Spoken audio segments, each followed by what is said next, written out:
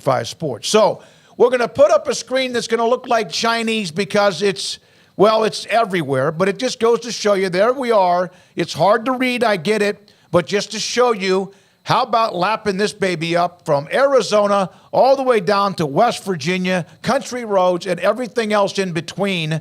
And there are a few particular parts of the schedule. We'll also read some of what you, as a fan of any of the Big 12 teams, whoever that might be, your take on what you see, for example, if you're an Iowa State fan. So, Utah and BYU, Colorado, and Air Force. The first thing I saw when I looked at the Baylor schedule was, my goodness, 4 consecutive weeks against either the state of Colorado or the state of Utah. The Utah game, of course, is a non-conference game. Arizona has one of those, too, that's a conference team, but not a conference game. But that's what I saw with Baylor. They will have 4 consecutive games, 2 home, 2 away, with Air Force and BYU, Utah, and also playing at Deion Sanders and Colorado in Boulder. Yeah, it's look, I don't think anybody.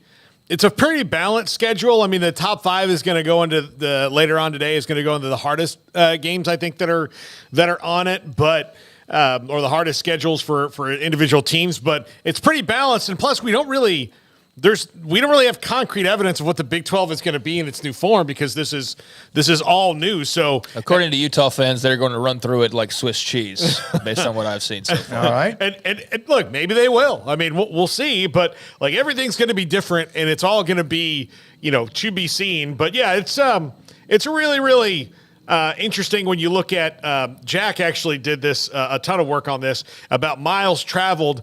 Here's a little fun. I was glad he did because I was going to ask if anyone had put that up yet. Jack McKenzie did. Yeah. So miles traveled. UCF has to travel the furthest, but they also down the stretch of the season, their opponents that come to visit them have to travel like really far all down the stretch. So that's kind of an advantage for the Knights. Yep. Or it might be, we don't know. Like it's not like they're on a train or anything. They're flying on a very comfortable chartered flight. And they might have to get there a day earlier. So I don't know, other than throwing you off your routine a little bit, if it's going to make that much of a difference. But we'll see. There's all those little factors that you have to involve in it. Yeah, I mean, UCF traveled the most last year, so they have 7 home games, and so that's going to help alleviate some of that. And then, as you mentioned, some of the farther trips actually heading their way, so that's nice. I mean, UCF put on some miles getting out of Orlando last year, and they'll have a bit of a break in that this year and a little bit more of an advantage, maybe, possibly, as a result of that. We'll see. But, yeah, there's a lot of things to pick apart here.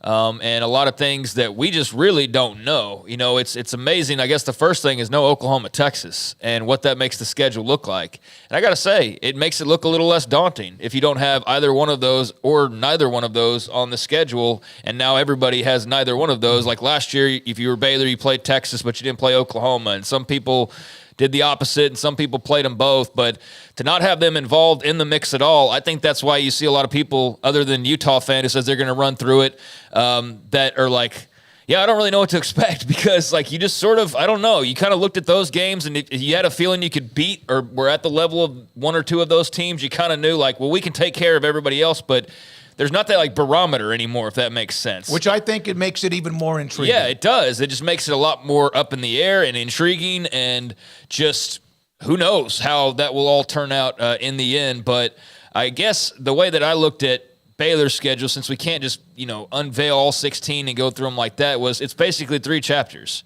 It's the first leg, it's the second leg, and it's the third leg. You have 2 bye weeks. Everybody in the country has 2 bye weeks this year. And so in the conference, not country. Everybody in the country has in 2 the bye entire, I weeks. did not even know that. Yeah, okay, all right, because good. Of the I way learned something today. Labor Day falls. Okay. That's right. Yeah. That's right. Okay. So everybody in the country has 2 bye weeks, and so you look at their schedule here, and that first 5, fellas, that's leg 1. So this is kind of how I look at this schedule. That's Tarleton. It's at Utah. Air Force, who just bullied you in a bowl game 2 years ago. There were circumstances there, but they did. At Colorado, and then BYU at home. They could be 4-1 and you're feeling freaking fantastic, or 5-0, you're feeling great. They could be 3-2 and you'd still feel pretty good. They could be under 500 very easily with that first leg of that schedule. I mean, Utah's definitely not a game you're probably predicting them to win at this point. Air Force and Tarleton, you'd think you'd go with wins there, but then Colorado and BYU, again, who the heck knows? And then on the road at Iowa State before the bye. Well, that's the next. Yeah, sorry. Yeah. Yeah, that is Yeah. also before it as well. I missed that day. So, yeah, that first leg is those 6 games. I missed Iowa State there, which is also a road game. So you're going to Salt Lake City, Boulder, and Ames in the first 6 weeks of the season, no breaks, and that is leg number 1. So where do they sit?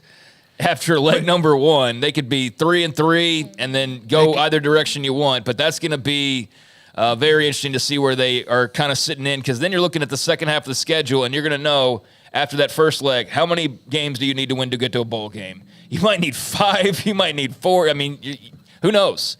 And then that second leg, you've got Tech On the road. in Lubbock, Oklahoma Won State. there last time, which is a different situation probably now. And then got their tails kicked last year. Yeah. Oklahoma State at home and then TCU at home, and they never beat TCU. We know that. Oklahoma State typically bullies them in the regular season. At least that's the way that I feel most of the time. I mean, people will point to the Big 12 title game a couple years ago, but that has nothing to do with right now.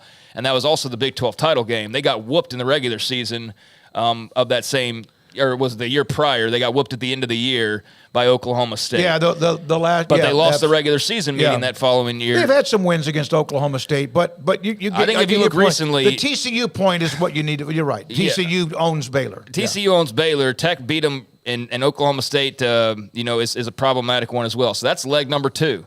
That could be 0-3, 3-0. I mean, who the heck knows? And then that third leg, West Virginia and Houston both on the road, and then Kansas at home. So yeah, that's a schedule where I don't really know what to think of right now, not knowing what we don't know about all these different teams, but particularly them. And given how you kind of could go into last year and have some type of a baseline expectation, well, they threw that all out the window. You can't just assume now that they're gonna they'll get to a bowl game, not based on this schedule if they don't play pretty well. So yeah, this is going to be interesting. It's going to be fun, and it's going to be challenging. I don't think anyone knows because it's. Well, I think other teams have a good feel that they're going to be pretty good. But that's the unknown factor. Utah, though, obviously is one that has a nice run on right now, even despite last year with the disappointment. They have Cam Rising most likely coming back. So, but Air Force did beat up Baylor in that bowl game, and they're usually pretty consistent. And then, of course, Dion, you wonder about what he does year 2 when they retool their roster like they did, of course, in entering his first year. Do they have the quick start? Do they have the ability to be more consistent? That remains to be seen. So there's Baylor's schedule. And Mac Rhodes will join us